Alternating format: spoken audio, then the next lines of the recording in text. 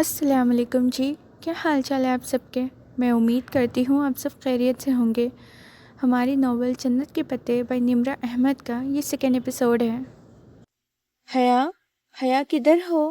وہ لابی میں آئینے کے سامنے کھڑی ماتھے پر ٹیکا درست کر رہی تھی جب فاطمہ بیگم اسے پکارتی آئی۔ ہر طرف کہما کہمی تھی، ایک ناقابل فہم شور سمچا تھا۔ مہندی کا فنکشن باہر شروع ہو چکا تھا، سب جانے کی جلدی مچائے ادھر ادھر بھاگ رہے تھے اور وہ ابھی تک وہیں کھڑی تھی۔ کیا ہوا اماں؟ وہ ٹیکے کے ساتھ الجھی ہوئی تھی جو ماتھے پہ سیٹ ہو ہی نہیں رہا تھا۔ سونے کا گول سکے کے شکل کا ٹیکا جس کے نیچے ایک سرخ روبی لٹک رہا تھا۔ ٹیکے کو ٹھیک کرتے ہوئے مسلسل اس کی کلائیوں میں بھاری چوڑیاں کھنک رہی تھی۔ جلدی آؤ، تمہارے ابا بلا رہے ہیں، کسی سے ملوانا ہے تمہیں۔ ان کی آواز میں خوشی کی رمق محسوس کر کے وہ چونک کر ان کو دیکھنے لگی۔ سلکی ساڑی اور ڈائمنڈز پہنے وہ خاصی باوقار اور خوش لگ رہی تھی۔ اس کی انگلیوں نے ٹیکا چھوڑ دیا، دل زور سے دھڑکا۔ کیا پھپھو آ گئی تھی اور ان کا مغرور بیٹا بھی؟ کدھر ہے ابا؟ وہ دھک دھک کرتے دل کے ساتھ ان کے پیچھے باہر نکلی۔ گیٹ کے قریب سلیمان دکھائی دے رہے تھے، ان کے ساتھ ایک خوبصورت لڑکا کھڑا تھا جس کی شانے پہ ہاتھ رکھے وہ کچھ کہہ رہے تھے۔ سامنے قاصد باوقار سے سوٹ میں ملبوس ایک صاحب اور ایک ڈیسنٹ سی خاتون تھی۔ وہ ذرا سا لہنگا اٹھائے ان کے قریب آئی۔ یہ حیا ہے، میری بیٹی۔ سلیمان صاحب نے مسکرا کر اسے شانوں سے تھاما۔ السلام علیکم۔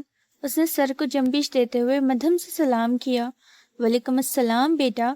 وہ تینوں اسے دلچسپی سے دیکھنے لگے۔ اس نے گولڈن لہنگا اور کامدار بلاؤز پہن رکھا تھا۔ بلاؤز کی آستین آدھی سے بھی چھوٹی تھی اور ان سے نکلتے اس کے دھندیا بازو سنہرے موتیوں کے شوق میں سنہرے دکھ رہے تھے۔ بھاری کامتا دوپٹہ اس نے کاندھے پر ڈال رکھا تھا، بال ہمیشہ کی طرح سیدھے کر کے کمر پر گرا رکھے تھے۔ ٹیکے کے ساتھ سنہرے جھمکے کانوں سے لٹک رہے تھے اور ملائی سے بنا چہرہ ہلکے سے سنگار سے مزید دلکش لگ رہا تھا۔ اس نے کاجل سے لبریز پلکیں بچھائی۔ وہ تینوں ستائشی نگاہوں سے اسے دیکھ رہے تھے۔ اور حیا، یہ میرے دوست ہے عمیر لغاری، یہ مہناز بھابھی ہیں اور یہ ان کے صاحبزادے ہیں ولید۔ اس کے دل پر ایک بوجھ سا آ گرا، آنکھوں میں بے اختیار نمکین پانی بھر آیا جسے اس نے اندر اتار لیا۔ Nice to meet you. وہ مہمان آنے لگے ہیں، میں پھول کی پتیاں ادھر رکھ آئی تھی، سب مجھے ڈھونڈ رہے ہوں گے تو میں… ہاں تم جاؤ، انجوائے کرو۔ سلیمان صاحب نے آہستگی سے اس کے شانوں سے ہاتھ اٹھایا۔ وہ معزز خانہ مسکراتی گیٹ کی جانب بڑھ گئی۔ باہر آ کے اس نے بے اختیار آنکھوں کے بھیگے صاف کیے اور ایک نظر پلٹ کے ان کو دیکھا، پھر سر جھٹک کر آگے بڑھ گئی۔ ان کے گھر کے ساتھ خالی پلاٹ میں شامیانے لگا کر مہندی کا فنکشن ارینج کیا گیا تھا۔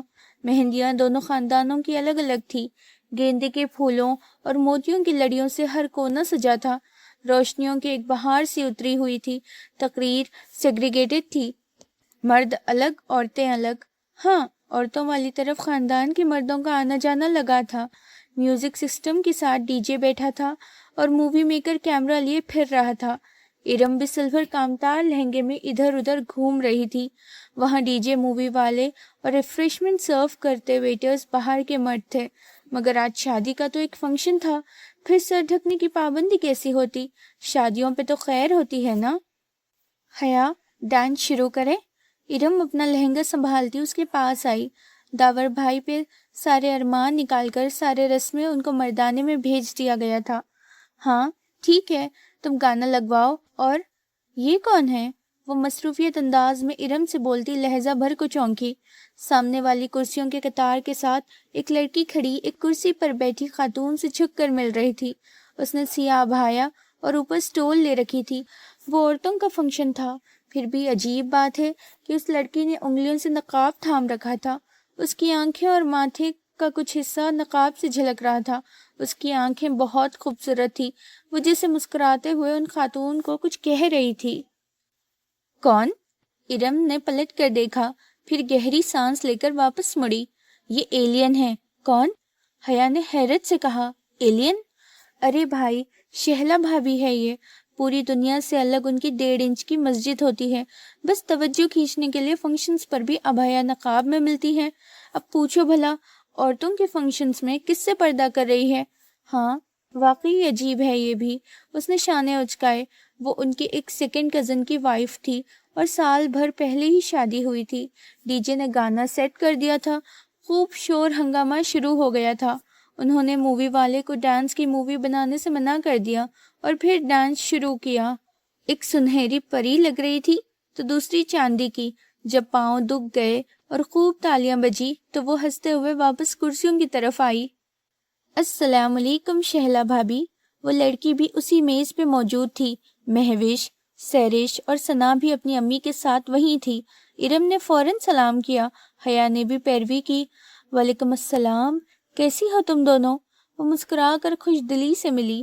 ایک ہاتھ کے 2 انگلیوں سے اس نے ابھی تک نقاب تھام رکھا تھا۔ بالکل ٹھیک شہلا بھابی، نقاب اتار دے، ادھر کون ہے؟ شہلا نے جواباً مسکرا کر اس بات میں سر ہلایا مگر نقاب اسی طرح پکڑے رکھا۔ ماشاء اللہ، تم دونوں بہت پیاری لگ رہی ہو۔ وہ بات کرتے کرتے ذرا سی ترچھی ہو گئی۔ حیا نے حیرت سے دیکھا، شاید اس طرف مووی والا فلم بنا رہا تھا اسی لیے۔ عجیب عورت ہے، اتنی بھی کیا بے اعتباری؟ ہماری فیملی مووی ہے، ہم کون سا باہر کسی کو دکھائیں گے؟ حیا بڑبڑائی، پھر وہ جلدی معذرت کر کے وہاں سے چلی آئی۔ اس میز پہ عابدہ چاچی بھی تو بیٹھی تھی اور کل ان کی باتیں سن لینے کے بعد اتنی ملافقت اس میں نہیں تھی کہ وہ عابدہ چاچی اور سائمہ تائی سے ہنس ہنس کر باتیں کر سکتی۔ اماں جانے کدھر تھی؟ کسی سے پوچھی کہ سبین پھپھو آئی ہے یا نہیں اور آئیں گی یا نہیں۔ کافی دیر سے الجھن میں رہی، پھر گھر چلی آئی اور لاؤنج میں ٹیلی فون سٹینڈ کے ساتھ رکھی ڈائری اٹھائی۔ رقص کے باعث پاؤں درد کرنے لگے تھے۔ وہ صوفے پہ دم سے گری۔ ایک ہاتھ سے گولڈن ہائی ہیلز کے سٹریپس کھول کر انہیں اتارا اور ننگے پاؤں ٹھنڈے ماربل کے فرش پر رکھ دیے۔ ساتھ ہی وہ ڈائری کے پیج پلٹتی سبین پھپھو کا نمبر تلاش کر رہی تھی۔ اس نے کبھی ان کو یوں فون نہیں کیا تھا مگر آج وہ دل کے ہاتھوں ہار گئی تھی۔ ترکی کا وہ نمبر مل ہی گیا۔ اس نے ریسیور اٹھایا اور نمبر ڈائل کیا۔ گھنٹی جانے لگی تھی۔ اس کے دل کی دھڑکن تیز ہو گئی۔ 5ویں گھنٹی پر فون اٹھا لیا گیا۔ ہیلو، بھری مردانہ آواز اس کی سمجھ سے ٹکرائی۔ السلام علیکم۔ اس نے خشک لبوں پہ زبان پھیری۔ جواباً وہ کسی انجان زبان میں کچھ بولا۔ میں پاکستان سے بات کر رہی ہوں، وہ گڑبڑا کر انگریزی میں بتانے لگی۔ پاکستان سے کون؟ اب کہ وہ انگریزی میں پوچھ رہا تھا، اس کی آنکھوں میں پانی بھرنے لگا۔ میں سبین سکندر کی بھتیجی ہوں، پلیز ان کو فون دے دیں۔ وہ جواہر تک گئی ہے، کوئی میسج ہے تو بتا دیں، وہ مصروف سے انداز میں کہہ رہا تھا۔ اب یہ جواہر کیا تھا، اسے کچھ اندازہ نہ تھا۔ وہ سبین پھپھو نے پاکستان نہیں آنا کیا ڈاور بھائی کی شادی پر؟ نہیں، وہ بزی ہے۔ شاید وہ فون رکھنے ہی لگا تھا کہ وہ کہہ اٹھی، آپ کون؟ ان کا بیٹا جہان۔ کھٹ سے فون رکھ دیا گیا۔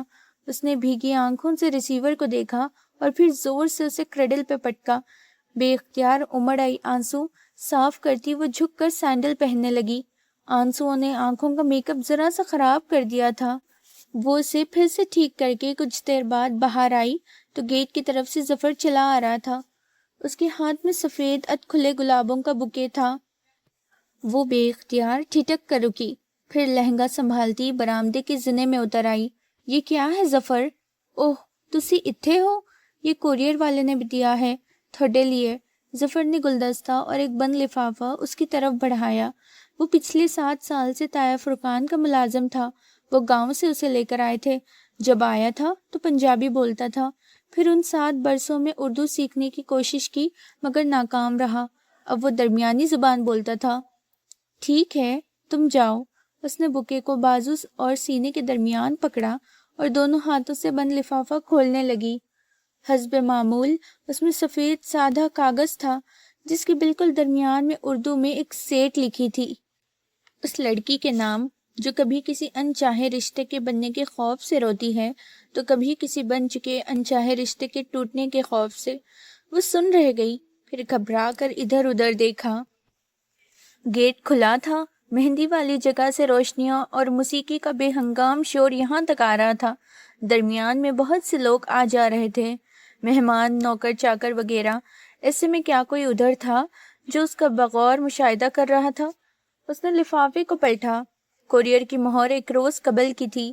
ابھی 10 منٹ قبل وہ جہان کے ساتھ پہلی دفعہ بات کر کے روئی تھی۔ بن چکا انچاہا رشتہ، اور گھنٹہ بھر پہلے ولید اور اس کے والدین سے ملی تھی۔ انچاہے رشتے کے بننے کے خوف۔ یہ کون تھا جو اتنا باخبر تھا؟ ایک دن قبل ہی اسے کیسے علم ہوا کہ وہ آج 2 دفعہ روئے گی؟ وہ خوفزدہ ہی کھڑی بار بار وہ تحریر پڑھی جا رہی تھی۔ ابا نکل تو نہیں گئے؟ وہ پرفیوم کی بوتل بند کر کے سنگار میز پر رکھتی، مخصوص ہارن اور گیٹ کھلنے کی آواز پر موبائل اور پرس اٹھا کر باہر کو بھاگی۔ کافی دیر سے وہ کمرہ بند کر کے بارات میں جانے کے لیے تیار ہو رہی تھی۔ فاطمہ بیگم جلدی کا شور مچائے 10 بار دروازہ بجا چکی تھی۔ مقرر وقت ہونے کو تھا۔ آج داور بھائی کی بارات تھی۔ سلیمان صاحب کو تو سب سے پہلے ہال پہنچنا تھا، اور اس کی سستیوں تیاریوں سے بھی وہ واقف تھے۔ پرس خالی تھا۔ تایا فرقان کی پوزیشن سے البتہ شور سنائی دے رہا تھا۔ غالباً وہیں پر ابھی سب نہیں نکلے تھے۔ اب کیا کریں؟ ابا کو فون کریں یا تایا فرقان کے گھر جا کر کسی سے لفٹ مانگے؟ وہ انہی سوچوں میں الجھتے ہوئے ابھی اندر جانے کو پلٹی ہی تھی کہ کھلے گیٹ پہ ہارن ہوا۔ اس نے رک کر دیکھا۔ سیاہ چمکتی کار باہر کھڑی تھی۔ اس کی ہیڈ لائٹس خاصی تیز تھی۔ حیا کی آنکھیں چندیا گئی۔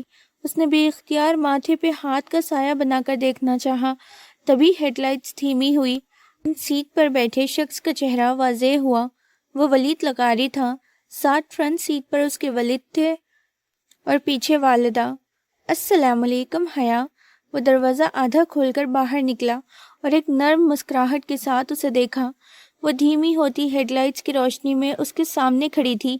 گہرے سرخ کامدار بغیر آستینوں والا فراک جو پاؤں تک آتا تھا، اور نیچے ہم رنگ تنگ پجامہ فراک بہت لمبا تھا، سو پجامے کی چوڑیاں بامشکل بلشت بھری دکھائی دیتی تھی۔ گولڈن دوپٹہ گردن میں تھا اور کانوں سے لٹکے لمبے لمبے آویزے کندھوں کو چھو رہے تھے۔ کاجل سے لبریز سیاہ آنکھیں اور کمر پہ گرتے سیدھے بال۔ ہمیں میرج ہال کا علم نہیں ہے، انکل ہیں؟ وہ نگاہوں میں اسے جذب کرتے ہوئے پوچھ رہا تھا۔ وہ مستضعف سی آگے آئی، پھر اسے نظر انداز کیے لغاری صاحب کے دروازے کے ساتھ رکی۔ انکل، پیراڈائز ہال جانا ہے، اور ابا شاید نکل گئے، مجھے تو پتہ ہی نہیں چلا۔ وہ واقعتاً پریشان تھی۔ اوہ، تو آپ کے چچا وغیرہ؟ وہ تو ابا سے بھی پہلے چلے گئے تھے۔ ٹھہرے، ابا زیادہ دور نہیں گئے ہوں گے، میں انہیں واپس… ارے وہ کیوں واپس آئے؟ ان کا جلدی پہنچنا ضروری ہے۔ آپ ہمارے ساتھ آ جاؤ بیٹا، ہم نے بھی تو وہیں جانا ہے۔ ہاں بیٹا آؤ۔ مسز مہناز لغاری نے فوراً اپنی طرف کا دروازہ کھولا اور دوسری طرف ہو گئی۔ وہ چند لمحے تذبذب میں کھڑی رہی۔ اب اگر ابا کا انتظار کرتی تو آدھا فنکشن نکل جاتا، اور اگر ان کے ساتھ چلی جاتی تو ابا برا نہیں مانیں گے، یہ تو اسے یقین تھا۔ چلے ٹھیک ہے، وہ کھچکچاتے ہوئے پچھلی سیٹ کی طرف بڑھ گئی۔ تو ہماری بیٹی کیا کرتی ہے؟ راستے میں لغاری صاحب نے پوچھا تھا۔ جی، میں شاریہ اینڈ لاء میں LLB آنرز کر رہی ہوں۔ یعنی کہ آپ اسلامک وکیل ہیں؟ جی۔ وہ پھیکا سا مسکرائی۔ یہ لوگ اتنی اپنائیت کیوں دے رہے تھے اسے؟ تو یہ شاریہ اینڈ لاء کیسا سبجیکٹ ہے؟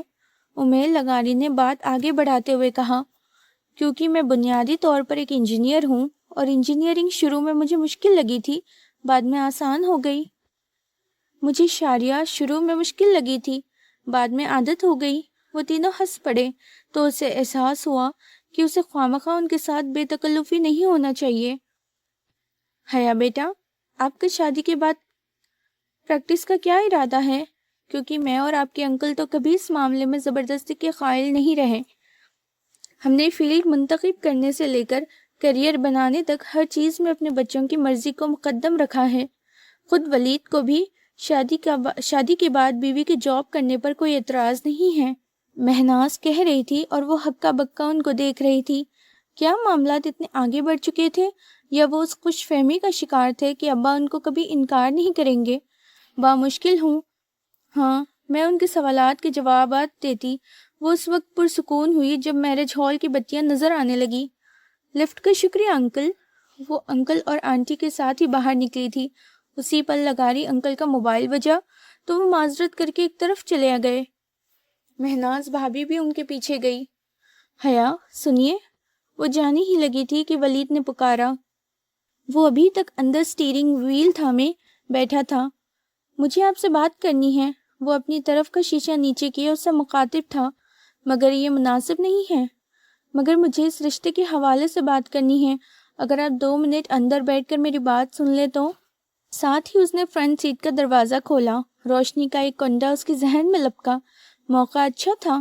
وہ اس کو اپنے نکاح کے بارے میں بتا کر سارا معاملہ یہیں دبا سکتی تھی۔ لاٹھی بھی نہیں ٹوٹے گی اور یہ 6 فٹ کا سانپ بھی راستے سے ہٹ جائے گا۔ ٹھیک ہے، لیکن یہاں ہمارے رشتہ دار ہیں۔ اگر ڈونٹ وری، میں کار بیک سائڈ پر لے جاؤں گا، آپ بیٹھیے۔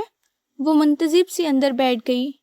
زندگی میں پہلی دفعہ وہ یوں کسی لڑکے کے ساتھ تنہا بات کرنے بیٹھی تھی۔ ابا کو پتہ چلتا تو ان کی ساری واسطیں و نظریں بھگ سے اڑ جاتی۔ اسے لباس پہننے کی آزادی تھی، سر ڈھکنے کی پابندی بھی نہ تھی، مگر لڑکوں سے بے تکلفی یا دوستی کی اجازت ابا نے کبھی نہیں دی تھی۔ وہ بیٹھی تو ولید زن سے گاڑی بھگا لے گیا۔ آپ کو جو بھی کہنا ہے جلدی کہیے، پھر مجھے بھی کچھ کہنا ہے۔ وہ سر جھکائے گود میں رکھے ہاتھوں کی انگلیاں مروڑ رہی تھی۔ عجیب مضطرب حالت ہو رہی تھی اس کی۔ پہلے آپ کہیے۔ ولید میرج ہال کی پچھلی طرف ایک نسبتی سنسان گلی میں گاڑی لے آیا تھا۔ اوکے، مجھے کچھ بتانا ہے، وہ گردن جھکائے کہنے لگی۔ میرے ابا نے معلوم نہیں آپ کو بتایا ہے یا نہیں، مگر میں بتانا ضروری سمجھتی ہوں۔ میرا نکاح میرے پھپھو کے بیٹے سے بچپن میں ہی ہو گیا تھا۔ وہ لوگ ترکی میں ہوتے ہیں۔ کچھ خاندانی مسائل کے باعث میرے ابا ان سے ذرا بدظان ہیں اور اب مجھے ڈائیورس دلا کر میری شادی کہیں اور کرنا چاہتے ہیں، مگر میں ایسا نہیں چاہتی۔ اس نے سر نہیں اٹھایا۔ ولید کی خاموشی سے اس نے یہی مراد لی کہ وہ سخت چونک کے اعلان میں ہے۔ میں اپنے شوہر کی وافدہ ہوں مسٹر ولید۔ میں نے اس کے خواب دیکھے ہیں اور ذہنی طور پر خود کو اسی کا وابستہ پاتی ہوں۔ اب کسی اور سے شادی کرنے کے بارے میں سوچ بھی نہیں سکتی۔ وہ اب بھی کچھ نہ بولا۔ حیا گود میں رکھے ہاتھوں کو دیکھتے ہوئے بولتی جا رہی تھی۔ پلیز آپ انکار کر دیں، میں کسی اور کی بیوی ہوں، نکاح پر نکاح نہیں ہو سکتا۔ پلیز، میں آپ سے درخواست کرتی ہوں۔ اس نے چہرہ اوپر اٹھایا۔ وہ ایک تک خاموشی گہری نظروں سے اسے دیکھ رہا تھا۔ یہ اس کا چہرہ تو نہ تھا جو وہ سارا راستہ ڈرائیونگ کے دوران دیکھتی آئی تھی۔ یہ تو کوئی اور ہی شخص تھا۔ پھر آپ نے کیا سوچا؟ اس کی آواز لڑکھڑا گئی۔ ولید کی آنکھوں میں کچھ ایسا ضرور تھا کہ اسے لگا وہ ایک سنگین غلطی کر چکی ہے۔ خطرے کا الارم زور زور سے اس کے اندر بجنے لگا۔ کس بارے میں؟ وہ بوجھال آواز میں بولا تو وہ دروازے کی طرف سمٹی۔ نامحسوس انداز سے اس کا ہاتھ ہینڈل پر رینگ گیا۔ آپ کے اس رشتے سے انکار کے بارے میں۔ ساری عمر پڑی ہے یہ باتیں کرنے کے لیے حیا، ابھی تو ان لمحوں سے فائدہ اٹھاؤ جو میسر ہو۔ وہ ایک دم اس پر جھکا۔ حیا کے لبوں سے چیخ نکلی۔ ولید نے دونوں ہاتھ اس کی گردن پر رکھنے چاہے، مگر اس نے زور سے ہینڈل کھینچ کر دروازہ ڈھکیلا۔ دروازہ کھلتا چلا گیا۔ وہ دوسرے ہاتھ سے ولید کو دھکا دے کر باہر نکلی۔ اس کا دوپٹہ ولید کے ہاتھوں میں آ گیا تھا۔ وہ تیزی سے باہر بھاگی تو ولید نے دوپٹہ کھینچا۔ دوپٹہ اس کی گردن کے ساتھ رگڑتا ہوا پیچھے ولید کے ہاتھوں میں رہ گیا۔ وہ بنا پیچھے مڑ کے دیکھے بھاگی جا رہی تھی۔ اسے ولید کے دروازے کھول کر کوئی اونچی سی گالی دینے کی آواز سنائی دی تھی۔ اس کے بھاگتے قدموں میں تیزی آ گئی۔ گلیاں سنسان تھی۔ جانے وہ کہاں لے آیا تھا؟ آج اتوار تھا اور دکانوں کے شٹر گرے ہوئے تھے۔ وہ ادھر ادھر دیکھے بغیر بڑھ ہوس سے دوڑتی ہوئی ایک گلی میں مڑ گئی۔ پیچھے کوئی دوڑتا ہوا آ رہا تھا۔ وہ بھاگتی ہوئی گلی کے دوسرے سرے تک پہنچی، مگر یہ کیا؟ گلی بند تھی، ڈیڈ اینڈ۔ وہ بے سکتا پلٹی۔ بھاگتی قدموں کی آواز قریب آ رہی تھی۔ وہ دوڑ کر گلی بند سرے تک گئی اور دیوار کی اینٹوں کو چھو کر ٹٹولا۔ شاید اندر کوئی جادوئی دروازہ ہو، شاید ہیری پوٹر کی کہانیاں سچ ہو، مگر کیوں بھاگتی ہو؟ مسرور سے انداز میں کسی نے پیچھے سے کہا تو وہ گھبرا کر پلٹی۔ ولید سامنے سے قدم قدم چلتا آ رہا تھا۔ اس کے لبوں پر فاتحانہ مسکراہٹ تھی۔ وہ نڈھال کی دیوار سے لگ گئی۔ اس کا دوپٹہ تو وہیں رہ گیا تھا، اب بغیر آستیوں کے جھلکتے بازو اور گلے کا گہرا گھاٹ۔ اس نے بے اختیار سینے پہ بازو لپیٹے۔ مجھے جانے دو، اس کی آواز بھر آئی۔ پہلی دفعہ یہ غلطی کی تھی اور پہلی دفعہ اتنی بڑی سزا۔ کیسے جانے دوں؟ پھر تم نے ہاتھ تھوڑی آنا ہے۔ وہ چلتے چلتے اس سے چند قدم کے فاصلے پہ آ کھڑا ہوا تھا۔ دور لگے اسٹریٹ پول کا بلب اس کے پیچھے چھپ گیا تھا۔ پلیز، میں ایسی لڑکی نہیں ہوں۔ تو کیسی لڑکی ہو؟ مجھ سے لفٹ لے لی مگر شادی سے انکار ہے؟ تبھی گاڑی میں اتنی بے رخی دکھا رہی تھی، وہ اس کے بالکل سامنے آ کھڑا رکا۔ پلیز، وہ ہولے ہولے لرز رہی تھی۔ اس میں اتنی ہمت نہ تھی کہ اب ولید کو دھکا دیتی۔ وہ مسکراتا ہوا آگے بڑھا۔ حیا نے سختی سے آنکھیں میچ لی، اس کا سر چکرانے لگا تھا۔ تبھی اس نے زور سے کسی ضرب لگنے کی آواز سنی اور پھر ولید کی کراہ۔ اس نے دھیرے سے آنکھیں کھولی۔ ولید چکرا کر نیچے گر رہا تھا اور ان کے پیچھے کوئی کھڑا نظر آ رہا تھا۔ شوق نارنجش شلوار قمیض میں ملبوس، میک اپ سے آٹا چہرہ لیے، وہی اس روز والا خواجہ سارا ڈولی۔ اس کے ہاتھ میں ایک فرائنگ پین تھا جو اس نے شاید ولید کے سر پہ مارا تھا۔ وہ سختی سے اس کو دیکھ رہی تھی۔ ڈولی نے پاؤں سے ایک ٹھوکر ولید کو ماری تو اس کا بے ہوش وجود ذرا سا پرے ہوا۔ وہ 2 قدم آگے بڑھا اور حیا کے سامنے رکا۔ اس کی سلور چمکیلی آئی شیڈو سے آنکھوں میں ایسی کاٹ تھی کہ وہ سانس روکے اسے دیکھتی رہی۔ تبھی اس نے ہاتھ بڑھایا اور حیا کو گردن کے پیچھے سے دبوچا، یوں کہ گدی پہ گرے بال بھی اس کی گرفت میں آ گئے۔ ڈولی کے ہاتھ اور حیا کے گردن کے درمیان اس کے بال تھے، پھر بھی اس کے ہاتھ کا کھردرا پن وہ محسوس کر سکتی تھی، لیکن لبوں سے کہہ تک نہیں نکلی۔ اس کی گردن کو یوں ہی پیچھے سے دبوچے ڈولی نے جھٹکے سے اس کو آگے ڈھکیلا۔ وہ بے اختیار کھانسی، مگر ڈولی کی بے رحم گرفت ڈھیلی نہ پڑی۔ وہ اسے اسی طرح پکڑے اپنے آگے آگے ڈھکیل کر چلا رہا تھا۔ وہ لڑکھڑاتے قدموں سے چل رہی تھی۔ گلی کے آغاز تک جہاں سے وہ آئی تھی وہ اسے لے گیا، پھر مختلف سمت مڑ گیا۔ سامنے ہی میرج ہال کا پچھلا حصہ تھا۔ وہ اسے اپنے آگے ڈھکیلتا پچھلے گیٹ تک لے آیا اور ایک جھٹکے سے اسے چھوڑا۔ اس نے پلٹ کر دبدبائی آنکھوں سے ڈولی کو دیکھا۔ وہ ابھی تک پیچھے تلخ کاٹدار نگاہوں سے اسے دیکھ رہا تھا۔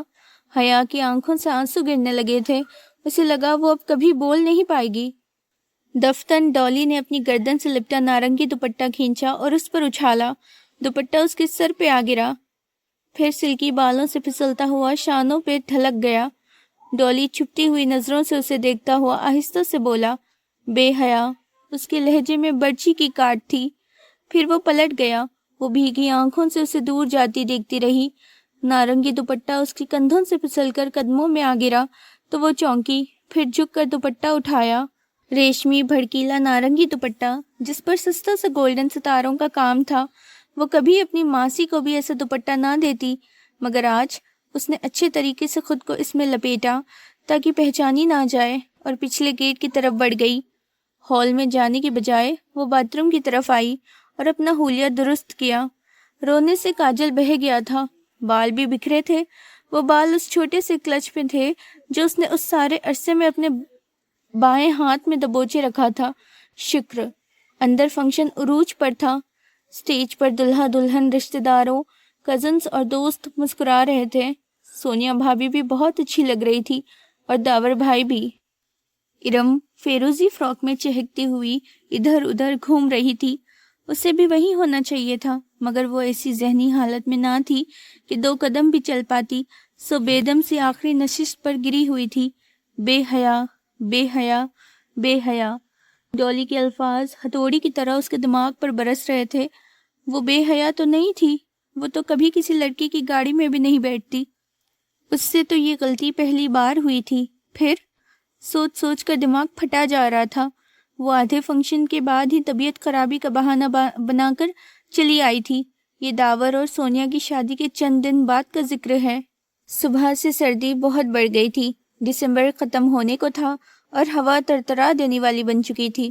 ایسے میں وہ کیمپس میں اسکالرشپ کوآرڈینیٹر کے آفس کے باہر دروازے پر لگی لسٹ کو دیکھ رہی تھی۔ ایراسمس منڈس ایکسچینج پروگرام کے تحت اسٹوڈنٹس میں سے صرف 2 لڑکیاں سبانچی یونیورسٹی جا رہی تھی، حیا سلیمان اور ختیجہ رانا۔ یہ ختیجہ رانا کون ہے بھلا؟ وہ سوچتے ہوئے اپنی ایک ہوتے ہاتھ آپس میں رگڑ رہی تھی۔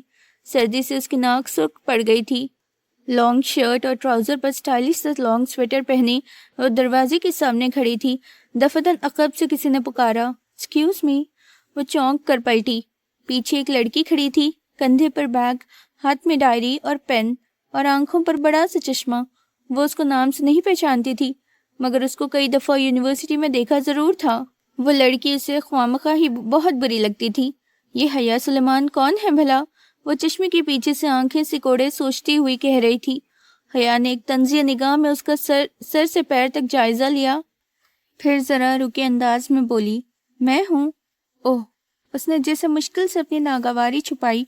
میں آپ کے ساتھ ترکی جا رہی ہوں۔ حیا، میں ختیجہ ہوں۔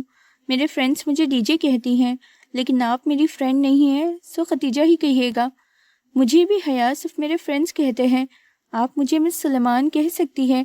وہ کہہ کر پلٹ گئی۔ عجیب بد دماغ لڑکی تھی وہ ختیجہ رانا۔ اسے پہلے بھی خوامخواہ ہی بہت بری لگتی تھی، اور اب اندازہ ہو گیا تھا کہ اس کے بھی حیا کے بارے میں خیالات کچھ ایسے ہی تھے۔ وہ جیسے ہی گھر آئی، ظفر سامنے سے آ گیا، بھاگتا ہوا، ہانپتا ہوا۔ حیا بی بی، ہیلو۔ بول بھی چکو اب۔ وہ گاڑی لاک کرتی خوف زدہ ہوئی۔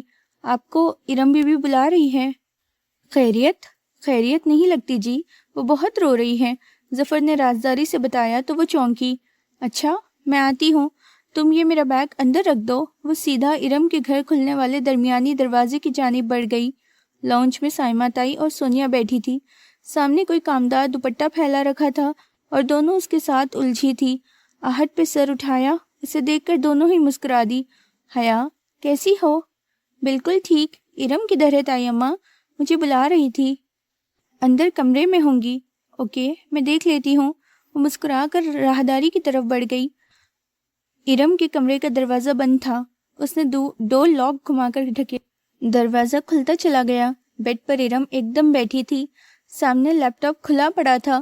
چمکتی اسکرین کی روشنی ارم کے چہرے کو چمکا رہی تھی، جس پر آنسو لڑیوں کی صورت بہہ رہے تھے۔ ارم، کیا ہوا؟ وہ قدرے فکر مندی سے ارم کے سامنے آ بیٹھی۔ ارم نے سرخ موترو آنکھیں اٹھا کر حیا کو دیکھا۔ اس کی آنکھوں میں کچھ تھا جو اسے ٹھٹک گیا۔ حیا، ایک بات بتاؤ۔ اس کا رہندا ہوا لہجہ عجیب سا تھا۔ بولو۔ ہم شریف لڑکیاں ہیں کیا؟ اپنے بارے میں تو یقین ہے، مگر تمہارا معاملہ ذرا مشکوک ہے۔ اس نے ماحول کا بوجھال پن دور کرنے کو کہا، مگر ارم مسکرائی تک نہیں۔ نہیں حیا، ہم دونوں کا ایک ہی معاملہ ہے۔ کیوں پہلیاں بجھوا رہی ہو؟ ہوا کیا ہے؟ حیا، مجھے بتاؤ، کیا ہم مجرا کرنے والیاں ہیں؟ وہ ایک دم رونے لگی تھی۔ ارم، وہ شست رہ گئی۔ بتاؤ، کیا ہم طوائفیں ہیں؟ وہ اور زور سے رونے لگی۔ ارم، بات کیا ہوئی ہے؟ حیا، بولو، بتاؤ، ہم ایسی ہی ہیں کیا؟ نہیں، بالکل نہیں۔ پھر یہ کیا ہے؟ ارم نے لیپ ٹاپ کی اسکرین کا رخ اس کی طرف کیا۔ کیا ہے یہ؟ اس نے الجھن سے اسکرین کو دیکھا۔ ایک ویڈیو اپلوڈنگ ویب سائٹ کھلی ہوئی تھی اور اس پہ ایک ویڈیو چل رہی تھی۔ ویڈیو کا کیپشن اوپر رومن اردو میں لکھا تھا۔ ویڈیو کسی شادی کے فنکشن کی تھی۔ ہر سو سجی خواتین اور درمیان میں ڈانس فلور پر دو لڑکیاں۔ ایک کا لہنگا گولڈن تھا اور دوسری کا سلور۔ پوری چھت جیسے اس کے سر پہ آ گری۔ نہیں، وہ کرنٹ کھا کر اٹھی۔ یہ کیا ہے؟ یہ شریفوں کا مجرا ہے حیا، اور یہ ہم نے کیا ہے۔ یہ داور بھائی کی شادی کی ویڈیو ہے جو کسی نے انٹرنیٹ پر ڈال دی ہے۔ یہ پڑھو۔ ویڈیو ڈالنے والے نے اپنا ای میل ایڈریس بھی دیا ہے، جس پر میل کر کے پورے ڈانس کی ویڈیو بھی حاصل کی جا سکتی ہے۔ یہ دیکھو، اس ویڈیو کو 3 دن سے اب تک سینکڑوں لوگ دیکھ چکے ہیں۔ حیا، ہم برباد ہو گئے ہیں، ہم کہیں کے نہیں رہے۔ ارم پھوٹ پھوٹ کر رو رہی تھی اور وہ ساکت سی اسکرین کو تکیے جا رہی تھی۔ یہ کوئی بھیانک خواب تھا۔ ہاں، یہ خواب ہی تھا، اور اب وہ جاگ جانا چاہتی تھی۔ اسکرین پر رقصن پریوں کے سراپے میں مختلف حصوں پر کسی نے سرخ دائرے کھینچ رکھے تھے۔ جیسے ہی کوئی لڑکی کسی سٹیپ پہ جھکتی تو فوراً سرخ دائرے ابھرتا۔ اس کے کانوں سے دھواں نکلنے لگا۔ نہیں، یہ میں نے نہیں کیا۔ وہ ایک ایک قدم پیچھے ہو رہی تھی، اس کے لب کپ کپا رہے تھے۔ ارم اسی طرح بلل رہی تھی۔ میں مجرا کرنے والی نہیں ہوں، میں شریف لڑکی ہوں۔ وہ قدم قدم پیچھے ہوتی دیوار سے جا لگی۔ یہ ہم ہی ہیں حیا، ہم برباد ہو گئے ہیں۔ اس کا سر چکرانے لگا۔ یہ سب کیا ہو گیا تھا؟ ویڈیو کو سینکڑوں ویوز، لائکس آ رہے تھے۔ کیا وہ پورے شہر میں پھیل گئی تھی؟ اور اگر اس کے خاندان والوں تک پہنچ گئی تو؟ ابا تو مجھے گولی مار دیں گے ارم، مجھے تو زندہ گاڑ دیں گے۔ مگر یہ ویڈیو کس نے بنائی ہے؟ ہم نے تو مووی والے کو بھی منع کر دیا تھا۔ کسی نے چھپ کر بنائی ہوگی۔ خاندان کی شادی پر بس عورتوں کی ڈانس کی اجازت ابا لوگوں نے دی تھی۔ اگر انہیں پتا چلا کہ ہمارا یہ ڈانس پورے شہر کے لڑکے انجوائے کر رہے ہیں تو کیا ہوگا؟ کچھ کرو ارم۔ اس کا سکتہ ٹوٹا۔ وہ تیزی سے ارم کے قریب آئی۔ میں نے اس ویب سائٹ پر رپورٹ تو کی ہے، لیکن ویب سائٹ نے ایکشن لے کر ویڈیو ہٹا دی، تو بھی یہ CD پر تو ہر جگہ مل رہی ہیں۔ ایسی چیزیں تو منٹوں میں پھیلتی ہیں، ہم کہاں کہاں سے ہٹوائیں گے اسے؟ خدایا، یہ کیا ہو گیا ہے؟ وہ بے بس سے زمین پر بیٹھی چلی گئی۔ اگر ابا یا پھر کسی بھائی وغیرہ کو معلوم ہو گیا تو؟ او خدایا، ہم کیا کریں؟ ارم نے بھی خود کو کمرے میں بند کر لیا تھا، اور وہ بھی بس کمرے کی ہو کر رہ گئی تھی۔ سوچ سوچ کر دماغ پھٹا جا رہا تھا، مگر کوئی حل ذہن میں نہیں آ رہا تھا۔ شام میں فاطمہ بیگم نے اس کے کمرے میں جھانکا۔ حیا، اٹھو، کتنا سوگی؟ روہیل کا فون ہے امریکہ سے۔ وہ جو چہرے ڈھکے لیٹی تھی کرنٹ کھا کر اٹھی۔ روہیل کا؟ کیوں؟ کیا کہہ رہا ہے؟ اس کے ذہن میں قطرے کا الارم بجنے لگا تھا۔ کیا کہہ رہا ہے؟ اسے تم سے بات کرنی ہے، وہ کہہ کر آگے بڑھ گئی اور وہ بیٹھی رہ گئی۔ سکون کی ندی میں زور سے پتھر آ گرا تھا۔ روہیل امریکہ میں تھا اور وہاں پر تو لوگ انمان سارا وقت ہی آن لائن رہتے تھے، پھر ایسے میں اس کی نگاہوں سے اس ویڈیو کا گزر جانا ناممکن تھا۔ خدایا، اب وہ کیا کرے؟ اس نے پیروں میں سلیپرز ڈالے اور مرے مرے قدموں سے چلتی ہوئی باہر لانج میں آئی۔ کریڈل کے ساتھ الٹا ریسیور پڑا تھا۔ اس نے کپکپاتی ہاتھوں سے ریسیور اٹھا کے کان سے لگایا۔ ہیلو ہیلو حیا، کیسی ہو؟ روہیل کی آواز میں گرم جوشی تھی، وہ کچھ اندازہ نہیں کر پائی۔ ٹھیک، تم ٹھیک ہو؟ ایک دم فٹ۔ میں نے تمہیں مبارکباد دینی تھی۔ اس کا دل زور سے دھڑکا تھا۔ کیا وہ طنز کر رہا تھا؟ مبارک کس بات کی؟ بھائی، تم ایکسچینج پروگرام کے تحت ترکی جا رہی ہو، اور کس بات کی بھلا؟ او اچھا۔ اس کی اٹکی ہوئی سانس بحال ہوئی۔ وہ نڈھال سی دھپ سے صوفے پر گری۔ ہاں، جا رہی ہوں، تھینک یو سو مچ۔ ان گزرے 3 دنوں میں وہ یہ بات بھلا چکی تھی۔ کب تک جانا ہے؟ وہ خوشی سے پوچھ رہا تھا۔ جنوری کے اینڈ تک یا فیبروری کے شروع تک؟ تو کیا تم ادھر سبین پھپھو کی فیملی سے ملو گی؟ پتہ نہیں، ابھی سوچا نہیں ہے۔ اس کے پاس اس وقت سوچنے کے لیے زیادہ بڑے مسائل تھے۔ کیا بات ہے؟ تم اپسیٹ لگ رہی ہو۔ وہ ذرا پریشان ہوا۔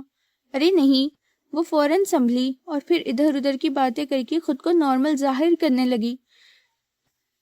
فون بند ہوا تو وہ ارم کی طرف چلی آئی۔ وہ تکیے منہ پر رکھ کے لیٹی تھی۔ یوں سر منہ پہ لپیٹ کر بیٹھنے سے کچھ نہیں ہوگا تو کیا کریں؟ ارم نے تکیاں پھینکا اور اٹھ بیٹھی۔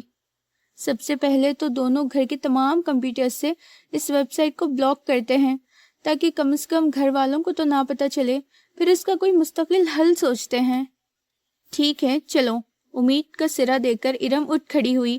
بنا کسی دقت کے جب وہ تمام کمپیوٹرز پر اس ویب سائٹ کو بلاک کر چکی تو سائمہ تائی نے آ کر بتایا کہ رات میں ارم کو دیکھنے کے لیے طیب فرقان کے کچھ فیملی فرینڈز اور خاندان آ رہے ہیں۔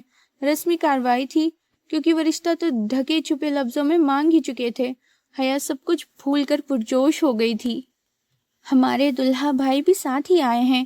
حیا ڈرائنگ روم میں جھانک کر اندر کمرے میں آئی تو وہ منہ لڑکائے بیٹھی تھی۔ تم ایسی کیوں بیٹھی ہو؟ ارم نے آہستہ سے سر اٹھایا۔ سر پر سلیقے سے دوپٹہ جمائے وہ تیار بیٹھی تھی۔ ہاں، آنکھیں ذرا ویران سی تھی۔ وہ ویڈیو دفع کرو اسے۔ آؤ، سب بلا رہے ہیں۔ لڑکی کو اس کی والدہ ماجدہ نے اندر بلایا ہے تمہیں دکھانے کے لیے۔ آؤ۔ اس نے ہاتھ پکڑ کر اسے کھڑا کیا۔ اور ابا؟ ارم کی آنکھوں میں ذرا سی پریشانی اتری۔ اس نے اجازت لے لی ہے اور وہ باہر مردوں میں بیٹھے ہیں۔ وہ ارم کو ہاتھ سے پکڑے ڈرائنگ روم کی طرف لے آئی تھی۔ جالی دار کے پردے کے پیچھے وہ دونوں لمحے بھر کو رکی تھی۔ اندر صوفوں میں سائمہ تائی،